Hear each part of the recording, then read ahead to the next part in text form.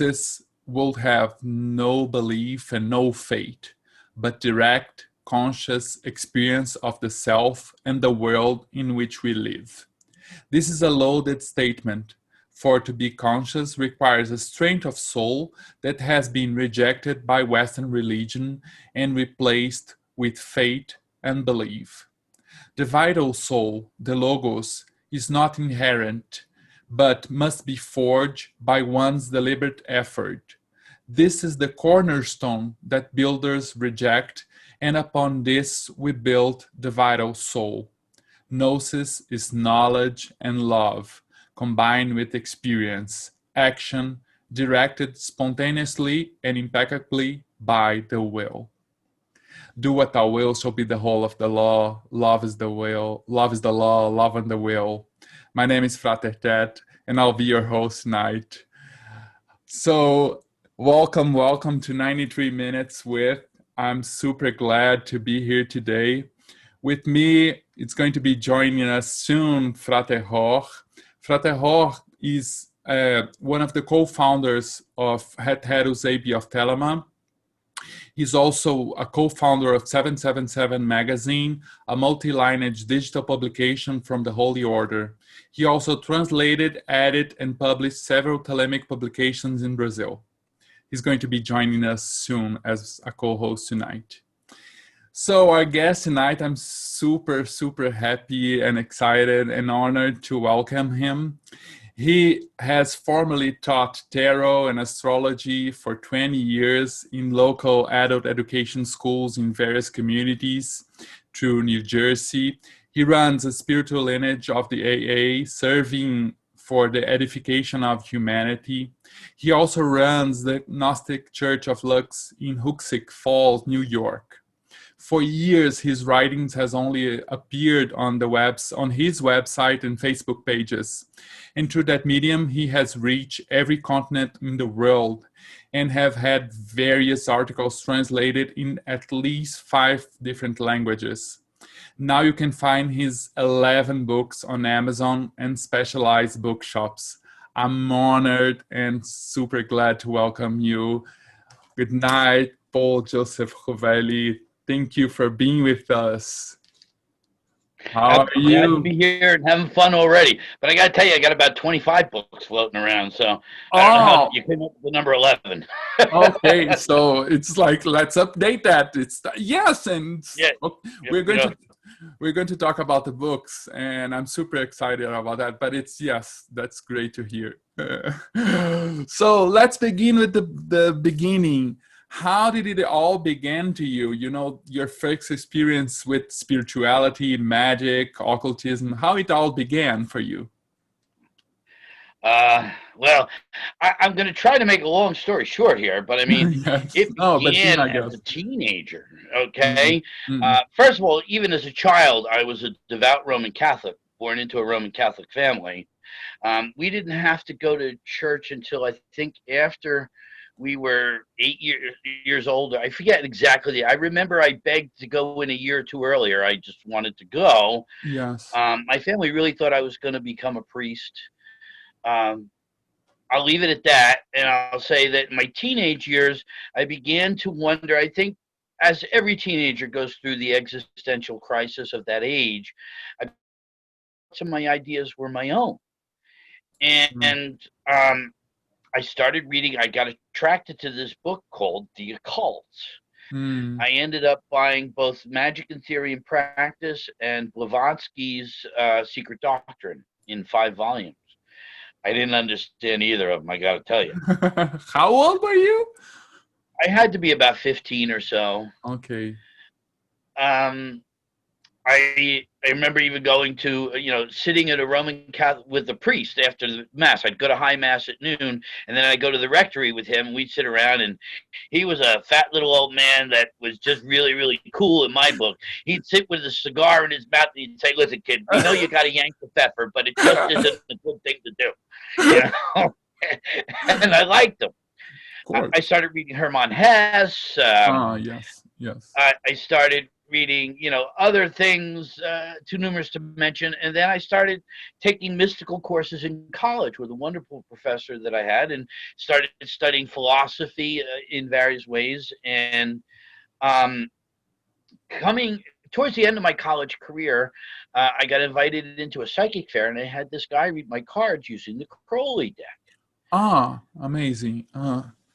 It was a wild experience for me. And eventually, shortly after I'm out of college, say about a year or so, I stumbled upon a Gnostic Mass in Brooklyn, New York, with the dreaded Caliphate OTO. Yes. At the time, I thought, they were the bee's knees. I thought Jim Wasserman only had toilets in there for other people. He didn't need it himself. So I was, a young, impressionable guy coming into, really some hardwired people. Yes. And eventually I just grew into that. I kept reading, kept learning, expanded my studies even more. It wasn't long before I found out that I was so much more educated than everybody else there. Yes. And when I left the OTO, I stumbled onto Ray Eels. It would take me a couple of years, but I realized what an idiot he is. And finally, I just said, something, I know 10 times more than these people that I'm meeting. It's time to learn how to, and I was afraid, it's time to learn how to stand up on my own 2 feet. Yes. And I eventually got over my fear, and I just said, listen, and to this day, I say I represent a bootstrap lineage of the AA. We are on the verge of the College of the Rosy Cross, but we're gonna be the first lineage that does it right. We're gonna, when we have 2 people unbelievable, me and another, and we're waiting for that third person. And when that happens, we'll have the triumvirate, and we'll be able to make inroads where none of us can claim an adept because we don't have 3. So you can't claim an adept by the rules of the AA. You need to seat somebody in your chair before you can advance. So we're doing it 100% right. Hopefully, when that day comes, should it come, we'll stand up and say we are, a legitimate lineage of the AA. Something I don't really think anyone else can say.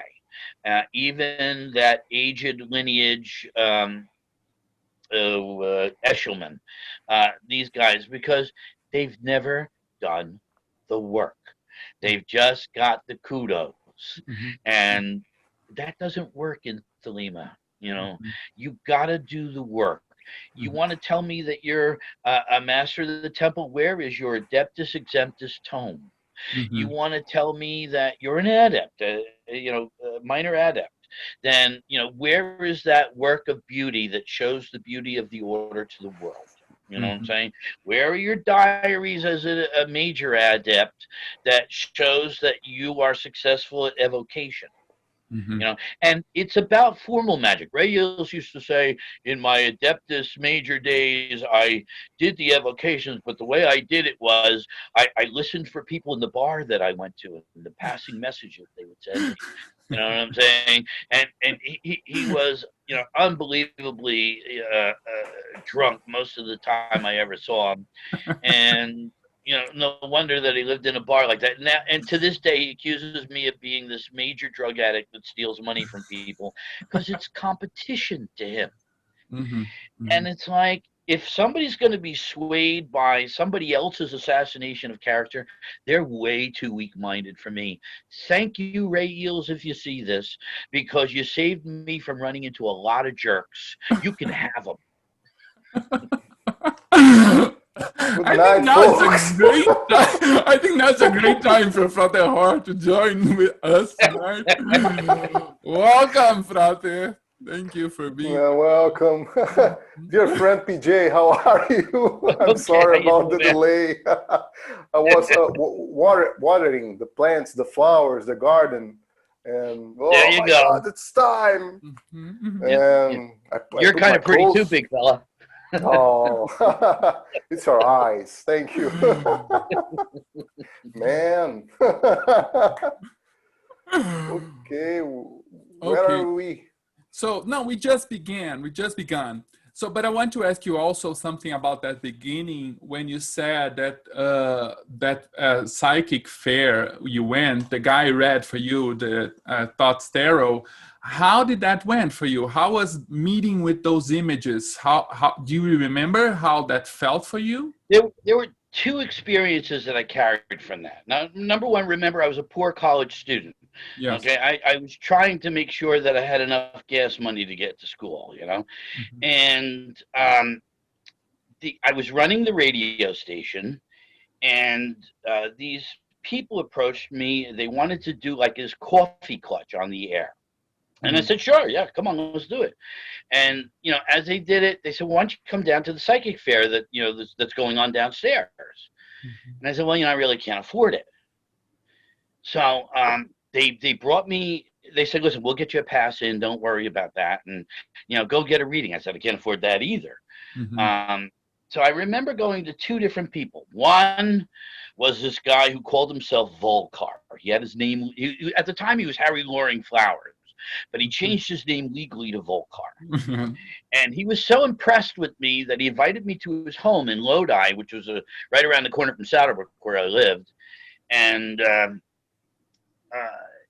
you know, he started explaining to me how he writes term papers for these aliens that can't come to the earth, you know, and I, you know, got a little spaced out on that. But then there was this other woman that did a reading for me, and she was a member, Joan, I can't think of her last name. She was a member of the North Jersey Metaphysical Society. And she does this reading, and at the time, I had just got busted.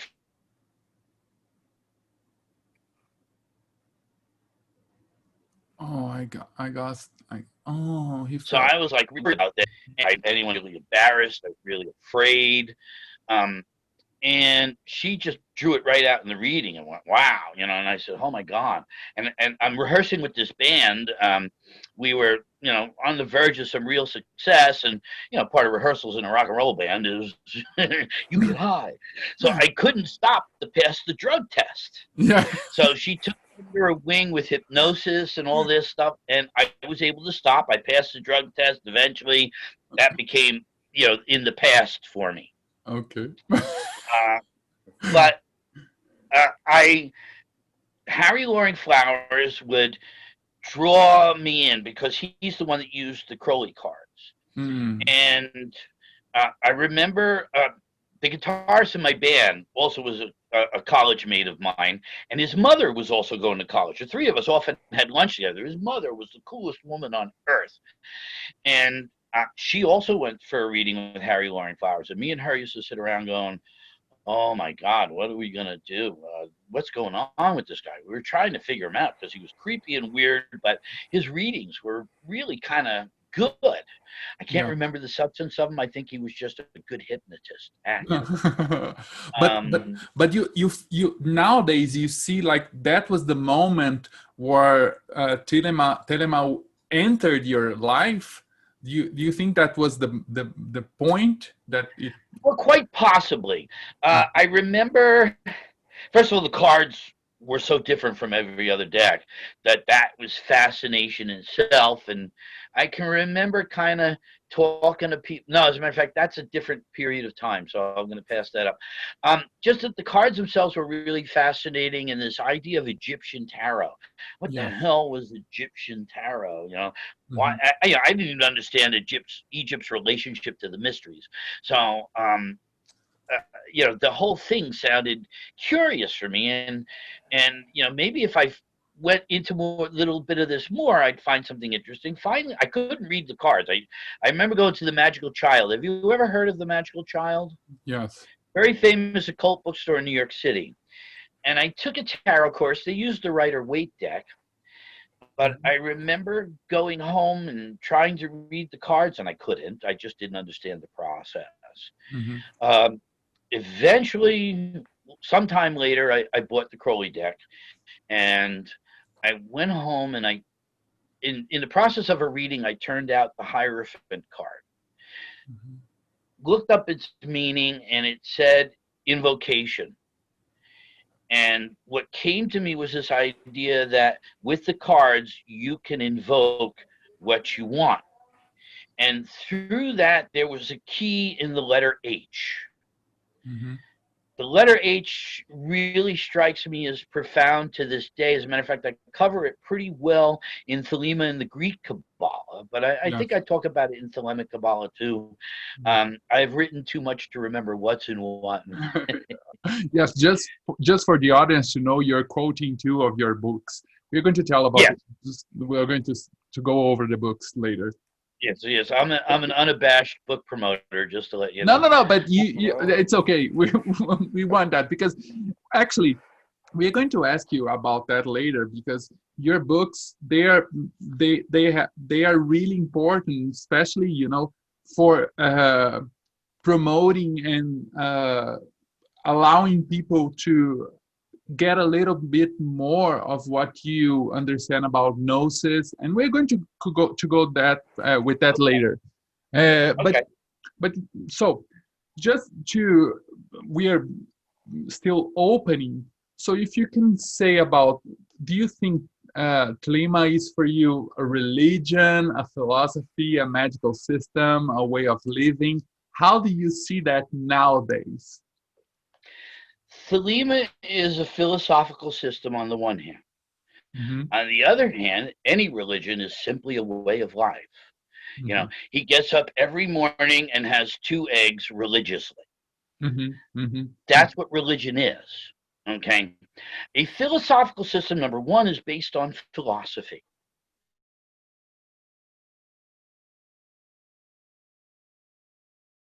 Potatoes, not baked potatoes. A philosophy, you know, you got to study the phenomenologists. You got to know these writers, how heavily, like Kant and Schopenhauer and Hegel, how eloquently these guys influenced Crowley.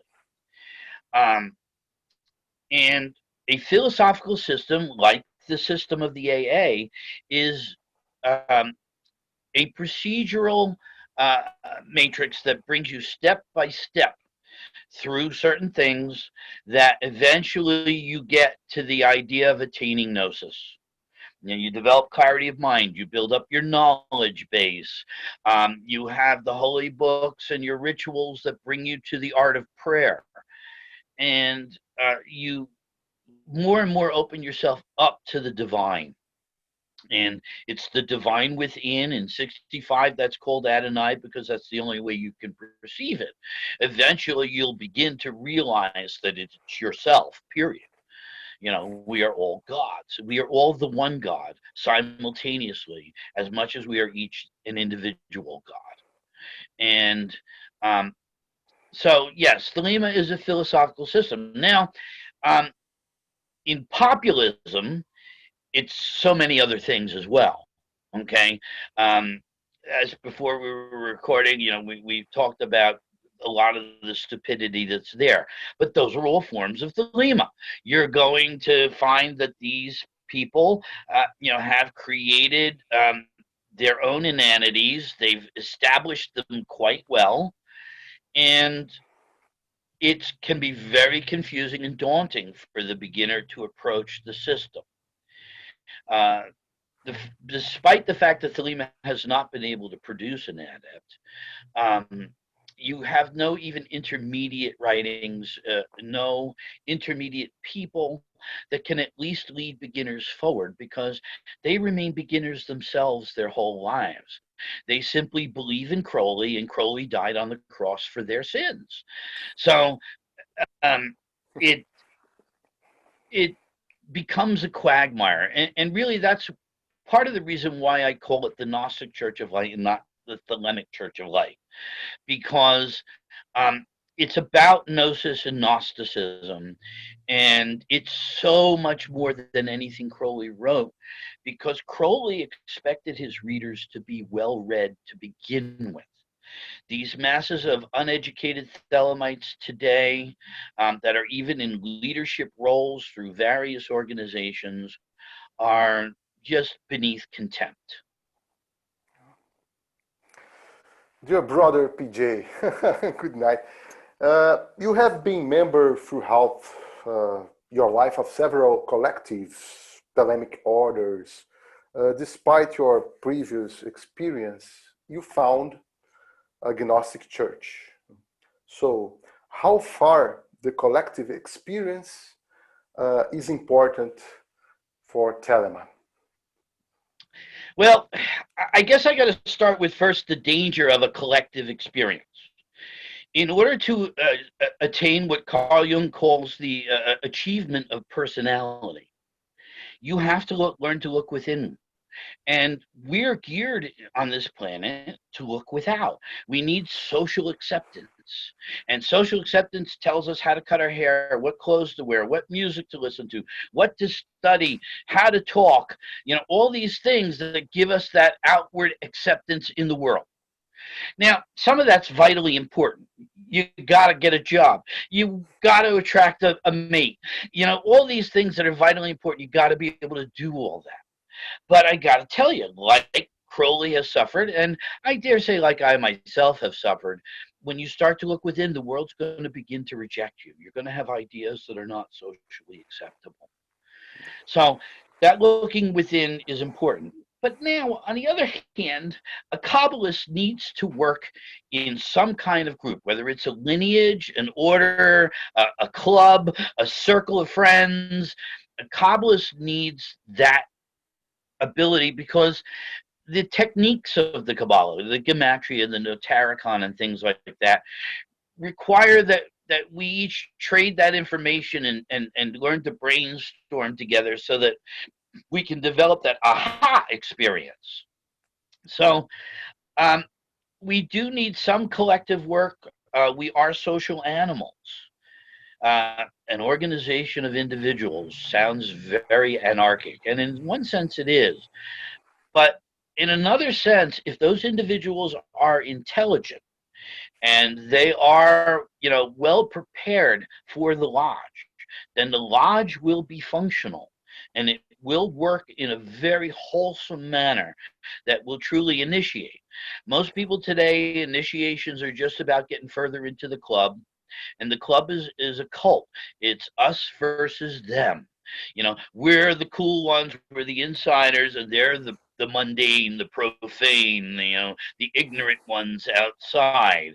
And you might as well join the Hare Krishnas, you know what I'm saying? And you'll find yourself at airports, dollars for Crowley, dollars for Crowley. At least we'll sing a lot in the Hare Krishnas, yeah? Yeah. Hare Krishna. That movie about Woodstock. You ever see, not Woodstock, Hair. The movie Hair. Hair, yes, of course. Yeah, the scene with the Hare Krishnas, it's really great.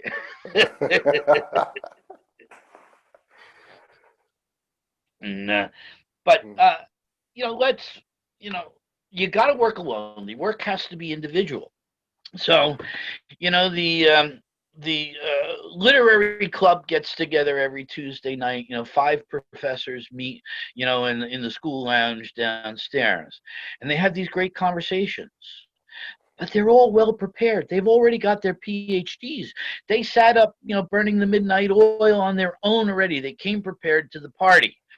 I run a whole bunch of groups, and I'm constantly getting people that want to join and say, "Well, I came here to learn." Well, you're not going to learn here. Okay? You got to already have done your homework. Then you can come here to dialogue. You can come here to debate. But they don't. And they sit there and they say nothing ever again until finally somebody decides to trash someone's character. Then they come and see, "I knew you were a pig." And when that's all you got to say, brilliant minds talk about ideas. The average mind talks about things. Stupid minds talk about people. Gossip, gossip, gossip. Yes. Perfect. But well, we wanted for you to tell the broader audience a little bit more about your church, the Gnostic Church, and about the Rosicrucian Mass, and tell us a little bit about the story of the church and how it works, functions today, and just Well, historically, when I left the caliphate, and they stole from me, they slandered me, they trashed me. They nothing about me that is a secret. Um, they spent a good 10 years after I left the order doing some terrible things, and they still trash me to this day. People in the caliphate are not allowed to talk to me. But I felt a real loss, because imagine, you're thrown out of the community. Everybody I knew, after 3, 4, 5 years in the OTO, everybody I knew was in the OTO. And, they gave my, the woman I was living with, they gave her a way out of not living with me anymore, and they helped her to steal my stuff, and it was, I was in as desperate a position as you could possibly be. I sat down in my new apartment and I said, well, I got to figure out how to do something. I got to make something happen. And that's where the original idea of the Gnostic Church of Light came from. It really spent years just on paper. I did incorporate in the state of New Jersey, but eventually I let the corporation expire because, nothing was happening. I've been through HOR now and left HOR. Ray wanted to own the Gnostic Church and make it a part of HOR, and I said, nope, I will never put myself in a position where somebody can take something away from me. I learned my lesson. And with the shit he pulled later on, I found great wisdom in that attitude. Eventually, I moved to upstate New York, where I am, kind of where I am now, a little bit east of me, in a town called Clifton Park. And I started developing more and more of the ideas of the church and writing out, and eventually the whole website was created. I started to accumulate some money, and I started shopping for a building. I really wanted to fulfill the Obi and the Wanga. The Obi is the spirit, the Wanga is the talisman. The spirit is Thelema, the talisman is the church building itself. But I didn't have enough money outright to buy anything. In particular, I was probably about $25,000 short of this one building that I really, really loved, but I would have been living in the trailer next door to it. And trailer's not good to live up this far up north. I got to tell you that, you know what I'm saying? So I guess divine providence was smiling on me, even though I didn't feel so at the time. Finally, I found the building I bought. I was able to buy it for cash. Mm-hmm. And I was able to get a mortgage on the house next to it, which suddenly appeared for sale. I was like, bazoom. Amazing. And so now I boast the Gnostic Church is the first fully owned Gnostic church on the continent of the Americas. Mm-hmm. And there are other Gnostic churches, but they either rent out living rooms or they rent building space, office space, or what have you. We fully own the building. Mm-hmm. And there's no mortgage on it. It's not going to disappear. Mm-hmm. And so, to answer your question on the Rosicrucian Mass, first, my love for the Gnostic Mass is very deep. The last time I was able to perform it, I was in HOR, as a matter of fact. But it's a ritual not to be profaned. I'm absolutely disgusted, not only that the Caliphate has been making videos of the Mass, but I watched Wasserman, who originally taught me the Mass. I watched Wasserman perform it, and he blew the Eucharist. He completely destroyed the formula. He doesn't know it anymore. Don't ask me how he forgot it, unless just the heroin has gotten into his brain and his alt-right mentality is driving him crazy. I don't really know, you know what I'm saying? And perhaps I was being a little petty to say even what I just said. But to see that destroyed, we would never perform the Gnostic Mass publicly, but we don't yet have the congregation to put it together properly. At the time, didn't even have the church when I wrote the Rosicrucian Mass, but I wanted to write a Mass that you could bring your family to. Mm-hmm. And most people are not going to find it a good idea to bring an 8-year-old child to a naked woman sitting on an altar. And certainly you're going to have problems, especially in American society, and I suspect in Brazilian and Latin American society in general too. So I wanted something that was wholesome, that gave a chance to bring the Eucharist and a knowledgeable experience, an experience where people can gain knowledge. Mm-hmm. And in writing the Rosicrucian Mass, I created the dialogue between the congregation and the acolyte or deacon leading it. We used Rigardi's Eucharist of the Five Elements. I brought in what I call the doctrine of the 4 yods: intelligence, intuition, blah, blah, blah. I can't think of the 2 words right now. I'm getting old. I guess I got to let you know. I don't remember. And the sermon. The sermon is everything. And I am so proud of these sermons that you can just go through our YouTube page and you're going to get filled with everything I've ever learned. And I got to come. As a matter of fact, this month we start a 20-part series on Ralph Waldo Emerson's essays. And he was trying to build an American religion that would move us away from the European religion. Mm-hmm. It failed. You know what I'm saying? Christianity is too sickly strong. Mm-hmm. But I'm going to be so proud when these next 20 months have gone by and I can say, look at these sermons, you know. Yeah. They will say something. Amazing. You know, that I promise you. So now we don't need a full audience. You know, most of the time we have had one other person there. Sometimes we've managed to get 5 or 10 people there. We're off in the middle of nowhere on the border of Vermont and New York State.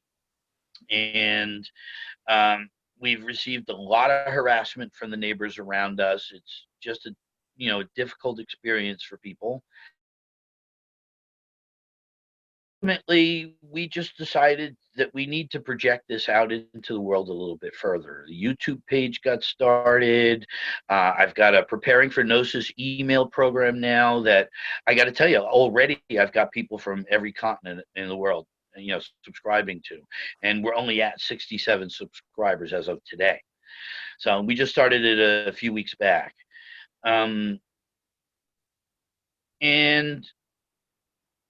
most people can't physically get here, although, many have told us they're going to try next time they're, traveling, whatever. And I believe them. I believe some of them will come. And I do believe in the future we will start to pack the thing. But I wanted a church that did more than just provide a mass service. I wanted a church that got involved in your life. I don't know how the churches are, the Christian churches are doing in Brazil, but in America, people are leaving them in droves. And, attendance is way down. People just don't care. They get married. They have their first couple of babies. They decide they want to give their kids religious instruction. They bring them to church and they walk out feeling guilty and dirty. I wanted an experience where you could come into the room, recharge your spiritual batteries, and that's good enough to last you through the rest of the month when you're going to work, taking your kids to soccer practice, having your boss yell at you, all that pressure of the world upon you. And so I hope to see that day. And we do,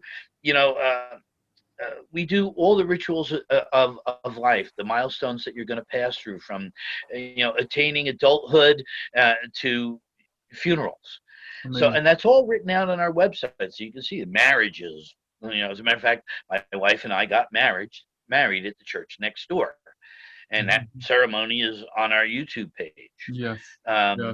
Amazing. We filled the room with family and friends, and we had a great time, and it was a wonderful day. And I want people to see that, there is really still the need for this. Yes. What do you do when when your loved one dies? You know, you say, oh, okay, we'll ship the coffin to the Catholic Church, and they'll do a nice little ceremony there. Come on, you're a Thelemite, you're a Gnostic. You know what I'm saying? So you got to go to those places, or you got to run to the Justice of the Peace, or you're just going to rent out the VFW hall so that, you know, you can have a memorial, you know, or, you know, and Yes. yeah, and the thing has to come out of people's living rooms, garages, and basements. It don't belong there. Yes, amazing, amazing. Tell us a little bit, how was the process of writing Thelemic Kabbalah Volume 1, 2, 3, and 4? And because they are very popular here in Brazil, and we also want to ask you, have you ever considered publishing them in Portuguese? And because they are really... I know you asked me that, or I saw the question in the things you sent me. Please translate it into Portuguese. Feel free to do so. Okay, you know, I would love to see it in Portuguese. The book itself needed to be written. There is a Thelemic Kabbalah, you know, and it is not the same as the Hebrew Kabbalah, but it stands on top of it. It needs that, you know. And I explored, I believe, every single angle of the, you know, the Kabbalah, you know, the aspects of, you know, the literal Kabbalah, the theoretical Kabbalah, you know, and it's 4-volume how-to set. You know, the 4th volume is I'm particularly proud of because it presents our English Kabbalah, and that takes that dictate from Liberal and brings it not to where that other competing Kabbalah, English Kabbalah is, that NAEQ or whatever it's called. All they ever got out of that was a bunch of Hindu yantras and mantras. And that's not where the English Kabbalah should take you. As a matter of fact, it seems to be a little known fact that Kriya, Notarikon, and some of these techniques requires that you apply them to holy books to gain deeper insight into the holy books. Yet no one has ever done this except seemingly myself and the people that I work with. In as you see in the Thelemic Kabbalah, of course, my go-to guy Ryan Higgins Orshalov, who came up with Liber 27 in that 4th volume. Probably one of the most brilliant things I've ever seen. And his knowledge of philosophy is unbelievable. He's got a master's in philosophy. So he really, you know, he's down to it. He knows his stuff. We build our Kabbalah, you know, not on this complicated process that they do with the line across and the letters. We build the Kabbalah by enumerating the orders of the English alphabet in the order they first appear in Liber Al. You know, Had Tem Nif Suval Gikbi Ruwab Kajiziks. That's how I say the letters, so that I can do it right off the top of my head. And, you know, 1 to 10, 10 to 100, 100 to 600, 800, whatever it is. Is how that goes. And if you read my commentaries on Liber 65 and Liber 7, where I apply all that inside the holy books, gleaning out more insight, that's how it should be used. Unfortunately, people like Kenneth Grant have used it to create all kinds of ridiculous things that, you know, the UFOs are coming down and they're going to get us on the flat earth and whatever else they're going to do. And, you know, and along comes Lamb. He's just going to stand there and look like an alien. And, you know, then they'll have their little Lamb Sadhana. And believe me, as I was reading their stuff in those days, you know, that not the leader of Toto, Michael Staley, but the other guy, Sam Hingen or something, forget his name. You know, getting old. But I mean, just way out there stuff. I mean, it's no different from the people that, you know, are running around telling you that the world leaders are actually, you know, whatever, reptiles. You know, it's silly Yes. stuff. Yeah. This is what you get when you start playing with gematria in ridiculous ways. The Hebrews applied it to the Torah and nothing but to the Torah. And Thelemites should take the English Kabbalah and apply it to the holy books of Thelema. In that way, you have a chance of attaining to new gnosis. And that's the key to everything. You know, that's your legitimacy to run an order, a lodge, whatever else. No new gnosis, you are no one. Not an adept, not a leader. You have no authority to do anything in Thelema. PJ, you are a prolific author. You have at least 11 edited works, books, hundreds of PDFs. About 25 actually floating around. 25 of yeah. So hundreds of PDFs on the internet. I do joke to people. So you are a really prolific author, a lot of works. You also are given free lessons of Kabbalah on your YouTube channel. Do you believe in those alternative and free forms of law promulgation, of Thelema's law promulgation? Why do you? Please state that. I really didn't understand your question. What did you say? If you are a believer of those alternatives and free forms to get to your public, yeah, you have a lot of PDFs. You have a online course, a free online course on Kabbalah on internet. This is something very new, very unusual. You will read on my website, if you look at some of the AA editorials on our AA page. I don't believe in copyrights. Okay, because, you know, I had this buddy, he's dead now, he died of cancer, but he was in a very famous New York punk band, the Violators. And, you know, we were 70s children, you know what I'm saying? The Violators were really big in the 70s. No one's heard of them since. He's guarded his copyright so carefully that lest anybody should actually publish his song, you know, without him being paid first, and nobody wanted it. You see the caliphate running around. I mean, I've got other books out there that I can't publish because the caliphate is claiming copyright. And I've had to sign affidavits that I won't publish it. So, I mean, Bill Breeze has been on me like, you know, white on rice. And when you control copyrights, no one listens. You know what I'm saying? So here I am. I've got 25 books. I got, you know, somewhere, you know, I mean, maybe 15 of them are in print. Maybe another 10 are floating around, you know, PDFs for free on the web and this and that. And if I stood around and said, and some of the ones I got in print are, you know, also in PDF floating around. If I sit around and said, well, you can't read it until you give me money, who's going to listen to my ideas? You know, who's going to listen to anyone's ideas? Everybody out there in Thelema that's controlling their copyrights, well, no one's listening to them. The ideas are dead. The people that are asserting their copyrights are, just like it says in the Book of Lies, they are shut-ups. See chapter 89, okay? And shut-ups do just that. They shut everybody up. Don't talk about this, don't do this. Who would have heard the Bible if it was copywritten? Who would have ever read it? You know? So Thelemites got to get over this.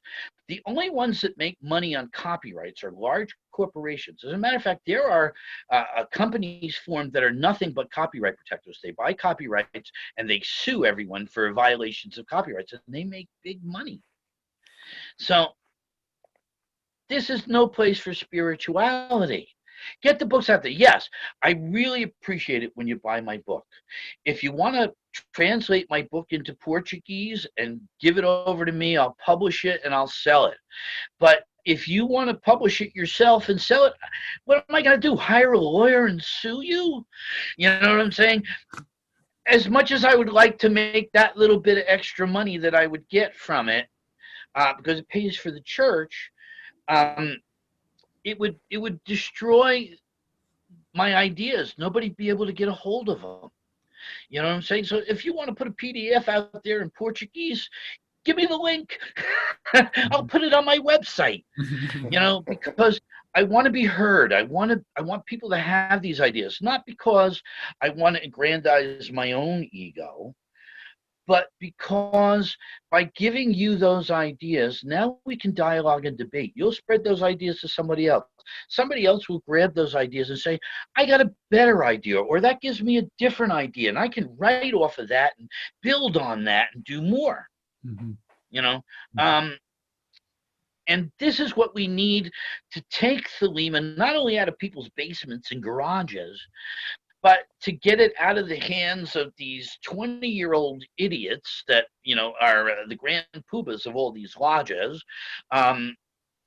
Get rid of these idiotic regurgitators like Lon Milo Cat that keep writing Magick and Theory and Practice for idiots over and over again. Lon Milo Cat just the last. Martin Starr, and there was another guy, I can never remember his name. The caliphate gives one guy about 10 years, 20 years each, and they get to write books, and the caliphate controls the occult publishing industry in the United States. I had to sue them because of what of this whole long story. You can read it on Peter Koenig's website. And it turns out I lost the web suit on jurisdiction. There was a lodge in New Jersey, but they suppressed the lodge. They told the guys there, don't announce yourselves. We're not putting in your paper because otherwise we'd be subject to that copyright, to that lawsuit, and we would lose. So these guys are famous cheaters. I mean, Wasserman stole the whole thing from Moda, and whether Moda deserved that or not is another question. But nevertheless, these guys are publishers. They are not occultists. And they have controlled it. They've got one book left in the United States, which is why they haven't published in 17 years. They got one copyright left in the United States and none in the rest of the world. And they're starting to deteriorate. All that's left are a bunch of schizophrenic nutcases and felons, because most people with the least little bit of intelligence is long gone, and they're not coming back. These nasty men. And I could tell you 1,000 stories about some of the absolutely creepy things they've done. Well, I went to you said about people in the past and great masters in the past. I'm really interested about your work on theosophy and about Blavatsky work.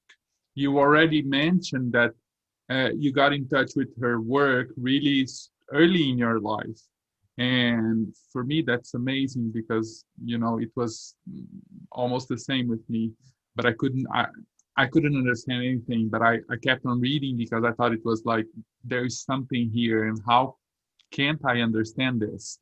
But could you tell us a little bit about your view on the importance of Blavatsky work? Certainly. Naturally, I have a 3-volume set out on 2 on her work and 1 on related work. But you said something really, really important that I don't understand.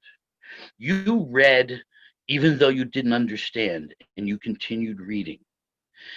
That's really the key to it all.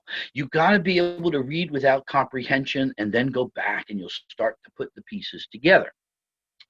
Now, let's talk about Blavatsky and her preternatural contact with what she calls the hidden Mahatmas.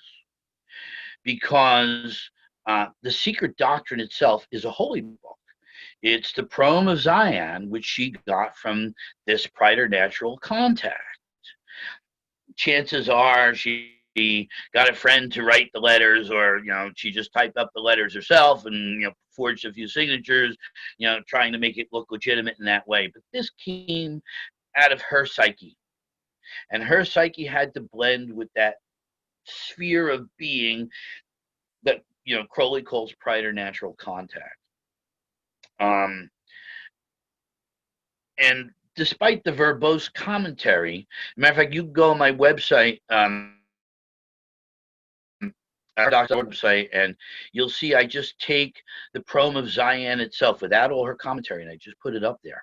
That's a holy book. You know, that is truly a Class A holy book. And I give some commentary to it, but limited commentary there. But it deserves the same respect the other holy books of Thelema deserve, and it enriches the Thelemic canon on top of it. And certainly we know that Blavatsky is the one who informed the inner order of the Golden Dawn and MacGregor Mathers, from which Crowley learned all about this, and then subsequently published despite their interest, you know. Blavatsky is an amazing person. None of the theosophical groups are amazing in the slightest bit. Besant and that other woman, they betrayed her. They brought Christianity into it. If you read this Aveline guy today, he's just a rationalist, not a rationalist, ethical moralist. And yeah, and he just gives you all this moral crap that nobody could live up to, so he's just dishing out Christian guilt. You know, and he hates anything, because, you know, the definition of theosophy, and Thelema is a theosophical system, the definition of theosophy is the ecstatic communication with the divine. But he hates everything that would bring you to any state of ecstasy. He eschews magic in all of its forms, and magic is all about attaining to states of ecstasy. And it's just, you know, when the spirit has left the temple, morality rushes in to fill the void. Period. Amen. Yes. But why do you think that Blavatsky work is kind of being forgotten by, you know, new people? For the same reason Crowley's work is being forgotten. You know, I mean, the leading exponent of Thelema, the Caliphate, with their ridiculous AA lineage, they have moved in the last 20 years as far away from Crowley as they could get. You know, they just want, you know, they're just living on the fact that in Magick and Theory of Practice, he says, oh, that's a formula of the OTO. And everyone says, oh, well, this must be that OTO. And it's not. You know, they've contributed no new gnosis themselves. They have no authority. Gunther tries to publish stuff, but it's like crap. And he's got nothing to say himself. You know, and he's the head of the AA, you know, one spirit, one, whatever. You know, I mean, these guys are, you know, they've got themselves a whole wad of cash, the ability to pay for high-priced whores, and they're getting it like nobody else is getting it. I got to tell you that for sure. Okay, and they're abusing their lineage, their membership, because that money, by their constitution, is supposed to go into profess houses, not flying around on jet airplanes and bidding against Jimmy Page for Crowley artifacts. They keep in their own living rooms. You know, I mean, that's, you know, this is what these people are paying for. You know, please send me the money. I need a Hawaiian vacation badly.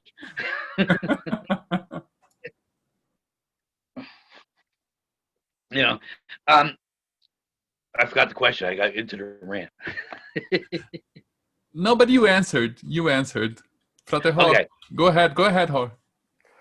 Oh, I'd like to introduce to our conversation here, Frater Jupiter, my dear fellow Luis Vieira here. Please, welcome. Hi, Mr. Rovelli. Hi, Frater Tet, Frater Hor. Well, Mr. Rovelli, it's an honor and a joyful... Oh, I'm fine. Just peachy keen. Yeah, great. Well, it's an honor and a joyful moment to have you with us. And it's a pleasure to meet you even virtually as well.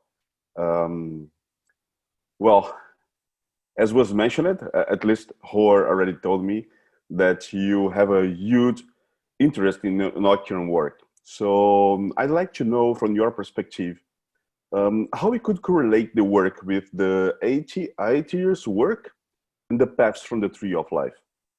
How we can relate what?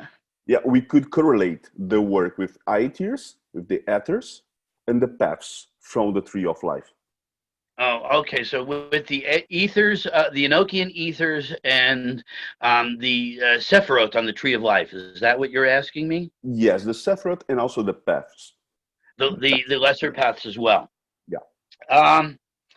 They're two completely different systems. Okay, that's just really the truth. Now, in the commentaries of that book published by the Caliphate, and I don't know really how much of that is Crowley and how much of that is Bill Breeze, really. They try to correlate various Kabbalistic paths with, into each of the ethers. And it really, in my mind, is mixing the planes. Now, I've done a lot of Enochian work, although I've not scryed the ethers. It might be fun to do one day, I don't know. But I'm very, very into my ongoing translation with Liber Loga. And it's new Gnosis, and I'm really going to publish that eventually. I've got the parts of it already translated, published. It's on our archidox.org website, I believe. And I'm appending the dictionary in that process. Mm-hmm. But the Enochian system in itself, I think, is part of a core. The furniture of the Enochian system, I think, belongs in the Thelemic temple. Yep.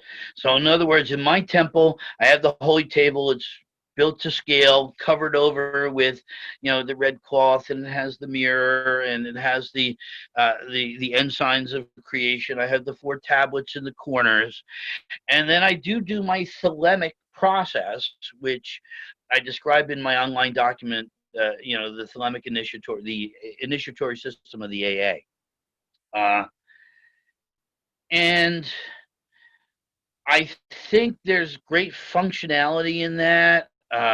My former teacher was an Enochian master, and I don't think he really did Thelemic work in any which way. He was more into the Enochian system himself, which gave me my first exposure to Enochiana in a more, functional, wholesome manner. Don't mix the planes. Either you're going to work the Tree of Life or you're going to work the ethers. But the problem with the ethers and the tablets, and even the holy table itself, is a system that hasn't been really worked out with all its details. There's a lot of room there for growth, whereas the Tree of Life, just look at the AA system. That's worked out to the most minute detail. There's nothing to miss there. But for scrying practice, as a matter of fact, as a philosophist, you are supposed to scry. You're supposed to begin to learn the process of evocation. And as a philosophist, you're supposed to practice evocation to the point of bringing the spirits to visual appearance. But you're warned not to dialogue with them yet. You're not yet an adept. And I use the ensigns of creation for that, and with the most profound results.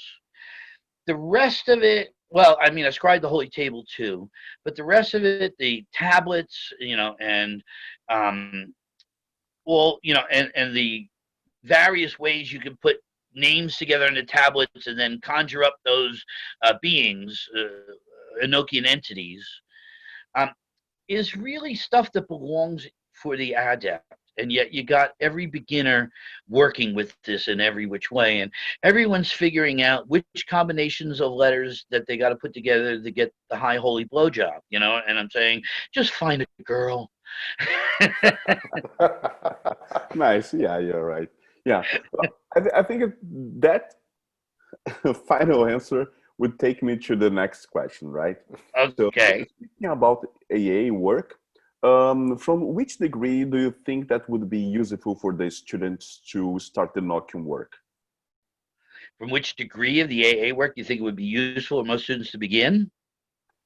Yes, to start with the work. Because for example, I already saw some students and also probationists trying to start the knocking work, but I don't know if from your point of view, if it's the right moment or not.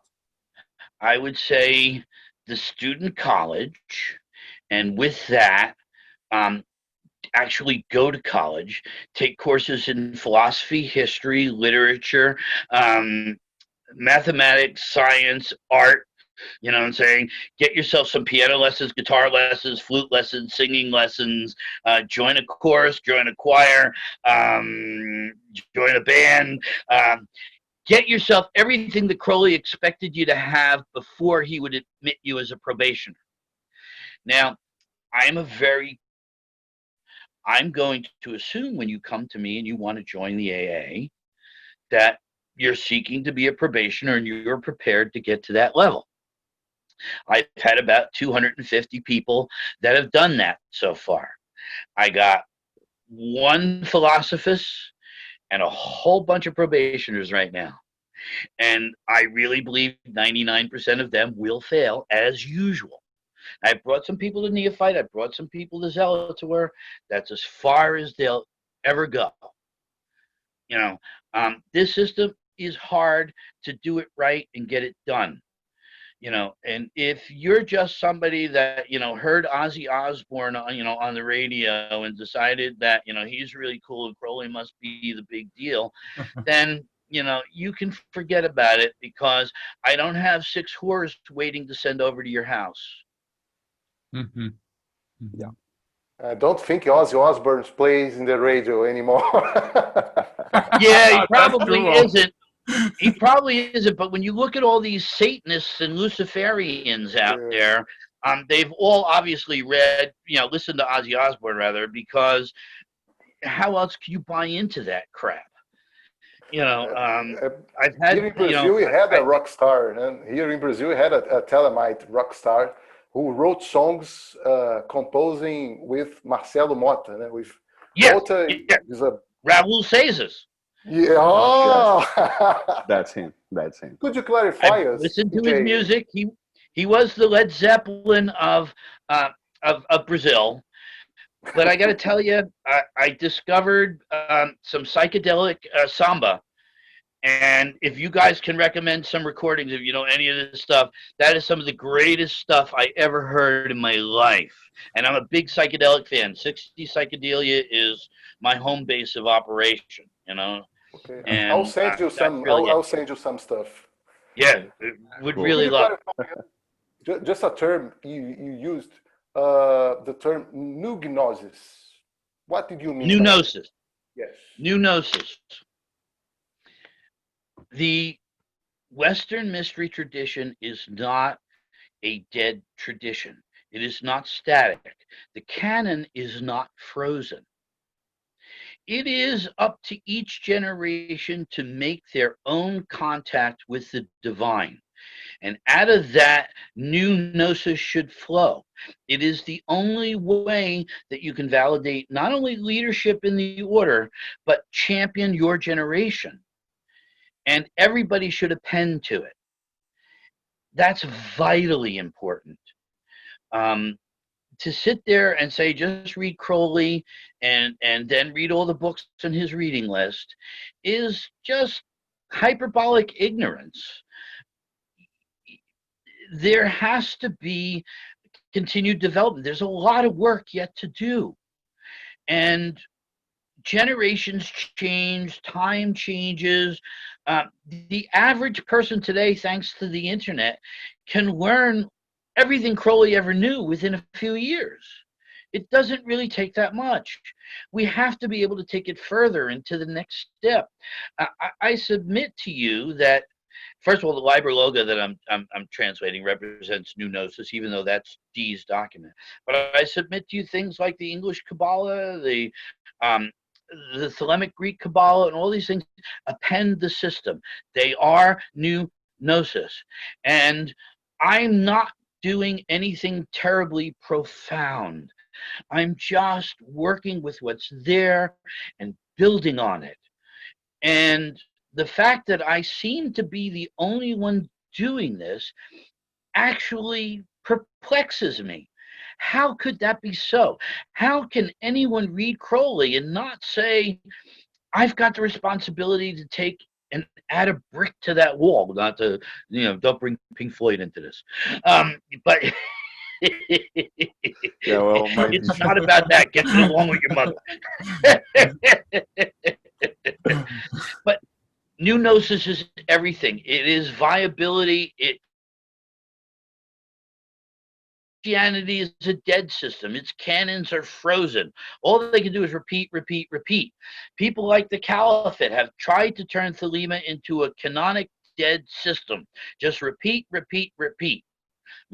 Brush teeth, insert mouthwash, rinse, and repeat. And that's exactly what they're doing. And somehow they still have bad breath. So I don't understand that. And take your vitamins. Yeah, take your vitamins, you know what I'm saying? And wait 15 minutes before jumping in the pool. Yes.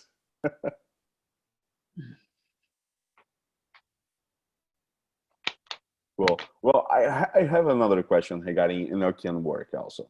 So, did you have any remarkable experiments or experiences also with your Enochian work that you could share with us, Rovelli? I have had two remarkable experiences that I would love to share with you. And they go into into what ultimately became my book, Scientific Illuminism. One, I was still, I had moved down to Tampa, Florida to be near Ray Eels, who at the time was my teacher, and I really admired him at the time, and I wanted to be near him. I had no idea how creepy he was in real life. But I can remember I had gotten a job in Clearwater, which was over the bridge to Tampa where I was living. And the bus system literally took 4 or 5 hours. So I was up at 3 o'clock in the morning to be to work at 9. And, there was just no way I was going to come home at 10 o'clock. I wouldn't have made it. So I used to hitchhike home. And this one day I'm hitchhiking, out of Clearwater, and this guy picks me up, and it's very, it's a nice weather out. I don't really say much, but start talking about the weather. Hey, this looks great around here. You know what I'm saying? And, I'm still kind of new to Tampa and that. And he turns around and he says, listen, I'm a lab technician, and I believe they've cured cancer. They just can't figure out how to make money on it. Now, I had in my thoughts now for a couple of years. My mother died of cancer. And I'd had thoughts for the last couple of years that somehow cancer represents the body's failed attempt at evolution. And indeed, it's interesting today that something's coming out. We're developing some other artery in the left arm or something like that at the moment. But and there's something in the throat, I think, too, that they're talking about. But that's brand new information. At the time, I just thought it was interesting. It was kind of confirming my own suspicion that there's more to cancer. And, I didn't know whether my kind of operating theory was viable or not, or whether I was just, another flat earther, so to speak, right? So why did he tell this to me? Why did he have the need to tell me this? I was just talking about the weather. I'm just some flunky hitchhiking from a job to home. You know what I'm saying? I'm not wearing anything that says anything. I'm not promoting anything. But it was a curious moment, and I really didn't give it any more thought after he dropped me off. Now, Whore persecuted me so hard down in Florida. They begged me to come for years. When I finally came, they had warned everybody that this black magician was arriving, and I went through hell when I was there. Nobody would talk to me. So now I had no society at all, and I thought I was moving among friends. I was so grateful the day my old boss called me up and said, listen, we're running a lot of promotions. We need you up here. Well, he told me, rent a truck, pick up 27 pianos in St. Petersburg, and drive them up north and meet him in Riverdale, New Jersey, which I did immediately. I didn't say goodbye to anybody. Out of there. He puts me, ultimately, I started, I was involved with the Connecticut store for a little while.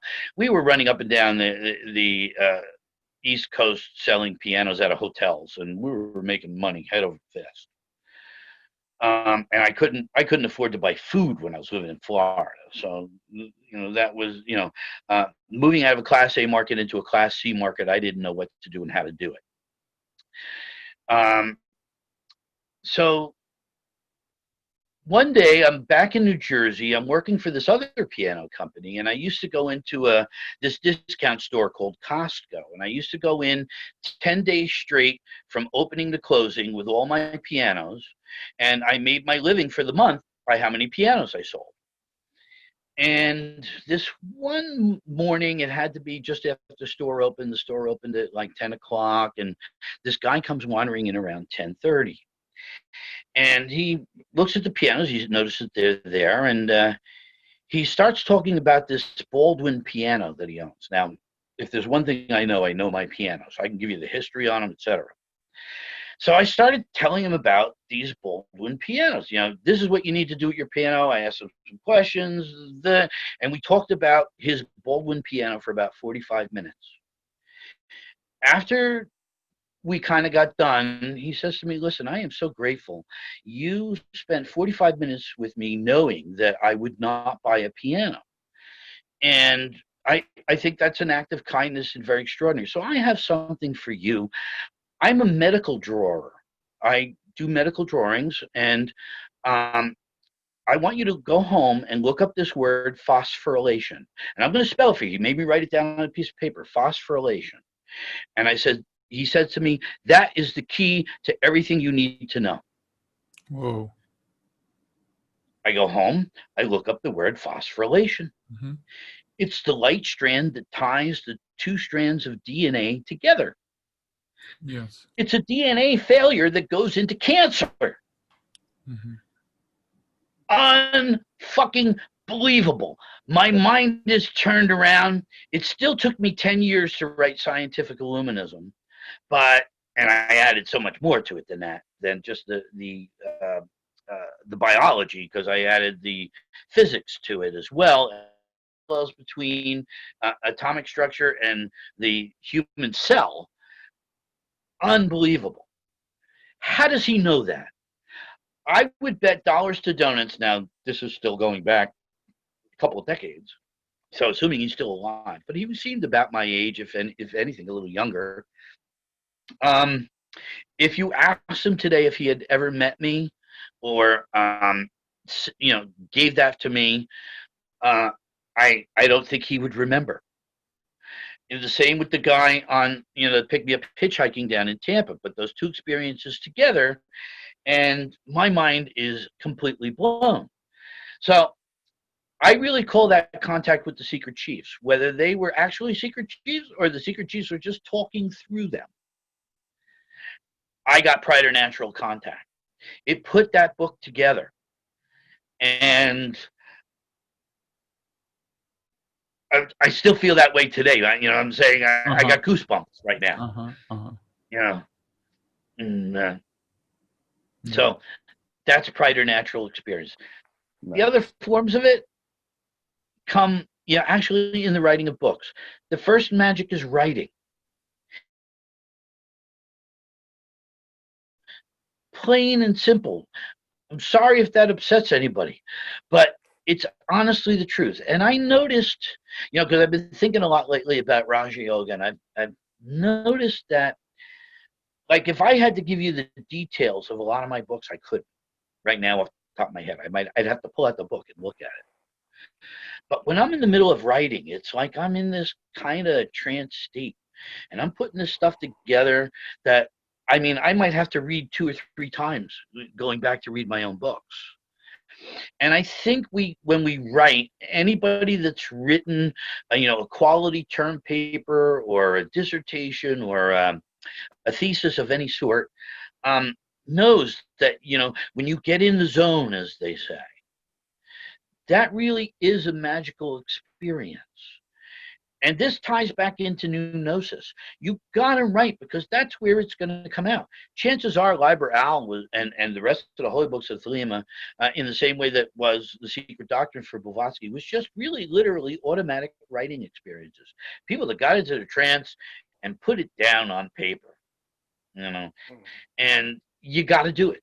You got to not strive for new gnosis. You've got to strive to write what's inside of you, because each of you have your own unique perspective on all of this.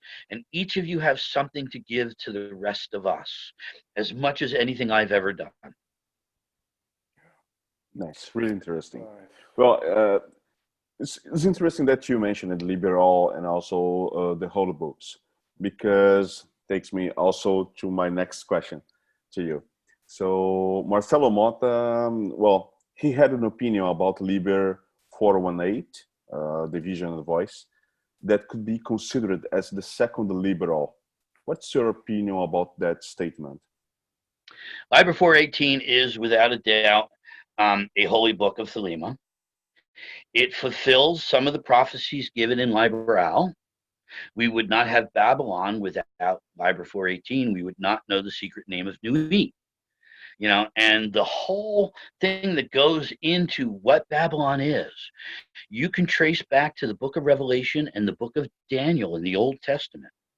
And you can see that Crowley is restoring the original wisdom that was rejected by Christianity and Judaism. He's bringing the goddess back to her deserved and rightful chair alongside the god.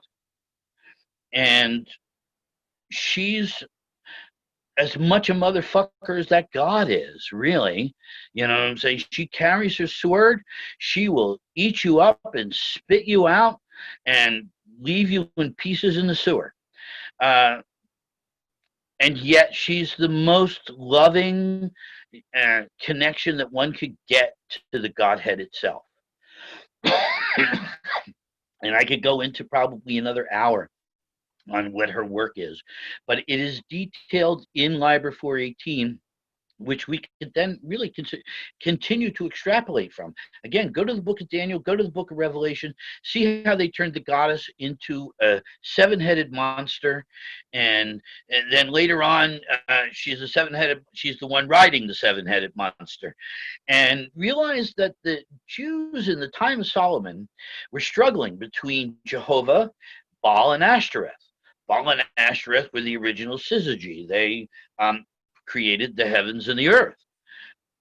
They were Solomon had temples to all three, but eventually Jehovah won. Okay, Jehovah's an angry god, and he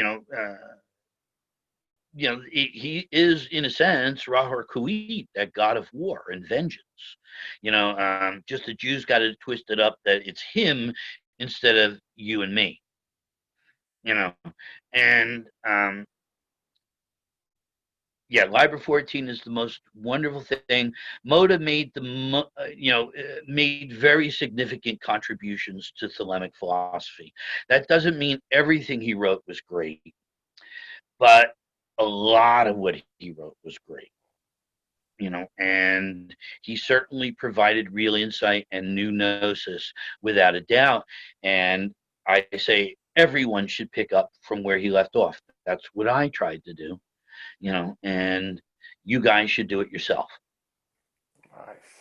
We are heading to the end of our talk. So great. It passes fast.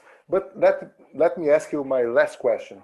In those times we are living of global pandemic, hybrid wars, increased intolerance, do you think we live in liberal chapter 3 stage?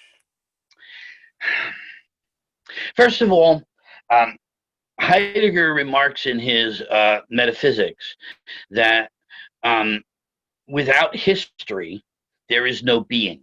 Being and history are intimately tied together. And if we look at our history, it's all built on war. Alexander the Great, Caesar, Patton, these great generals.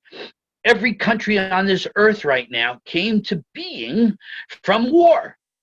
Okay? Somebody had to beat somebody else's ass, or there would be no country of.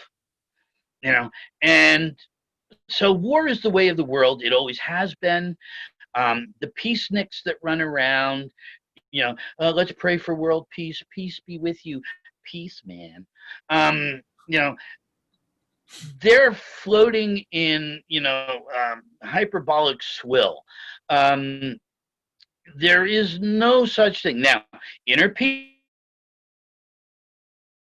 something. And maybe someday, if we create enough adepts in the white school, we'll actually start to number in comparison with the black school. But right now, the black school is subject and part and parcel of 99% of the world. We are, in a sense, really the 0.001%, if anything. And we're meant to be that way. We're the virus. But slowly, as we come to our own inner evolution, we raise the bar for the rest of the world. Maybe someday, 1,000,000 generations from now, or 1,000,000 times 1,000,000 generations from now, there'll be a point where we're advanced enough that we won't need war and conquest. But war is innovational. War is everything else. As brothers fight ye. But that doesn't mean come at each other with knives and spit. It really means let's debate the mysteries. Let's come at it, because love is the law, love under will. And war is an act of love. You know what I'm saying? I have to love you before I can become angry at you. I have to love you before I can hate you. Mm-hmm. So they're two sides of the same coin, and the coin is called love. It is unfortunate that most people are really that unconscious, so they end up being the flies that are, SWAT on the battlefield. They're the ones that generals send, knowing that that battalion is going to be dead in half an hour. Okay, so that the next battalion can move in. But they want to be flies, and they're built up. You saved our country, you served our country. Let's admire you. We'll give you a parade down Main Street. Okay. Mm-hmm. And yet you're a pawn, in a very sick chessboard. Mm-hmm. But the slave shall serve, in a sense, and this is what they do. So there is some nobility in this. There is some nobility in the black school, because it creates order, it creates our communities, it creates that within which we can function. Without the black school, there's nobody working at the electric plant, there's no janitor cleaning the office. Mm-hmm. But without the white school, there is no meaning. And even though we are of the few, we got to carry that torch. We got to carry the torch of light. We're going to hold it up against the darkness of the war, and some of us are even going to get shot by a sniper. But it is our mission to do that. In your lives, if you can make one true Thelemite, beautiful, because that's somebody to carry on after you go. If you can make two, incredible, because then we begin to multiply, that we all begin to make two. Find somebody, teach them, lead them forward. And if you can get a voice that reaches many people in any way, be that lamp, however you can. Amazing. I want to ask you one last question also. It's about, literature, film, songs, or general culture that you think that influenced you on your magical journey and that you would like to recommend our viewers and ourselves? If you go into the system of the AA, which I have on the AA page, argonastron.us, and you'll see it right in the side menu, not the top menu, but the side menu. We'll see our appended reading list. And in that appended reading list, I give record albums, videos, the modern media. There is so much. One thing I'd love to share off the top of my head is the Babylon 5 series. Have you heard of the Babylon 5 series? No. Rent it, watch every goddamn show. It will blow your frigging mind. Okay. There's another one. There's another wonderful movie that will hit you close to home that's on that list, and that is The Emerald Forest. Have you ever seen The Emerald Forest? Also, I haven't.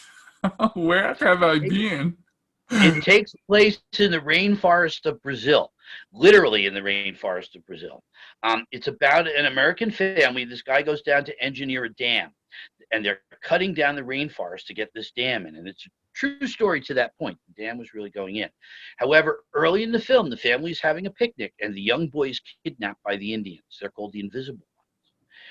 And eventually they, by invoking the frogs, bring down the dam. And the guy wants to help him because to save his son, who he finally met years later, and he goes to hit the dynamite to blow up the dam so that they would think they're frogs, and the dam blows before he could get to the dynamite.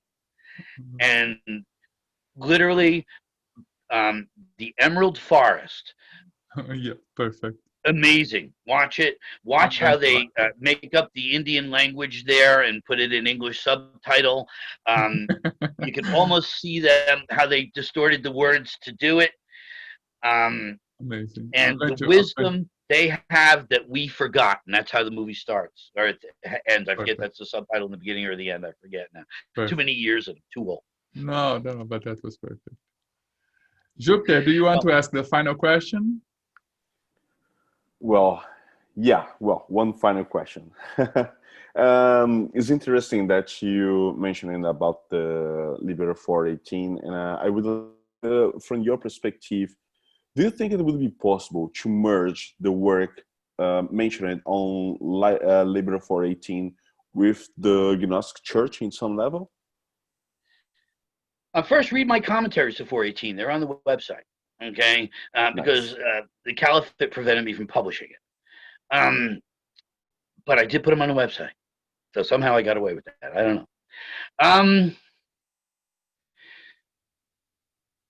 I'm going to say no, only for this reason. The Gnostic Church of Light is not meant to be an advanced Thelemic study. That is the AA, and we do have a lodge that we've never constituted called the Archidoxical Order of Magi. It has its own website built into the 3 website system that I have. And it gives, in that lodge, it uses the Enochian ethers for initiations. And I'm experimenting with a very modern approach to that. So I think you'll enjoy reading that. But the idea of the Gnostic Church of Light is to bring people that don't want to be night monks of Thelema into the process of Gnosis. Even if you got into our Preparing for Gnosis email program, these lessons are relatively simple, something that you can do, in 10 minutes of your day occasionally. I want people to come to the Gnostic Church of Light on that 3rd Sunday of the month that we do the program, because they're worn out by the world, and they come here and they recharge their batteries, and they've got enough energy to get through the next of the month, so that they can feel their spirit moving inside of them and begin slowly to build their soul. And as they do that, maybe they'll want more.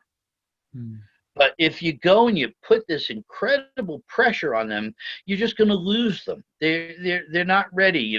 The one kid's got the flu. I got 2 others. One's got to get the soccer practice. The other's got to get the baseball practice. The boss wants a night meeting, and and my wife really would like me to spend 5 minutes with her. Yes. Life just runs over us. Yeah. In that spirit, of bringing in the spirit or bringing out the spirit, could you give us a final message for our viewers? A final message. You are God, a very God. Don't waste your time believing in a damn thing. If you ask me, do I believe in God? I will tell you no. God is not to be believed. God is to be known. And Gnosis is about the process by which we can communicate directly with the divine. And that divine is literally everything and everyone. But you're not going to get it by shutting your mind down and working your Xbox, or binge watching TV for 4 days straight because you got a vacation. Amazing. Yes. Thank you so much, PJ. Thank you for the time spent with us. Thank you for clarifying the questions. Thank you for everything. My brothers. It was a lot of fun. You know, you let me talk. Yeah. Yes. Amazing. Thank you, man. Thank you so much. Guys, you guys are great. Thank you. As I was saying before, I love the program. The previous program you did that I only got to watch briefly. My wife really loves it. She got to watch the whole thing. And I think you guys are trying to get at some truth and trying to do something very, very positive in the promulgation of Thelema. It is becoming in itself new gnosis. So pat yourselves on the back and be proud of what you're doing. Amazing. Thank you so much. Thank you very much, brother. Thank you.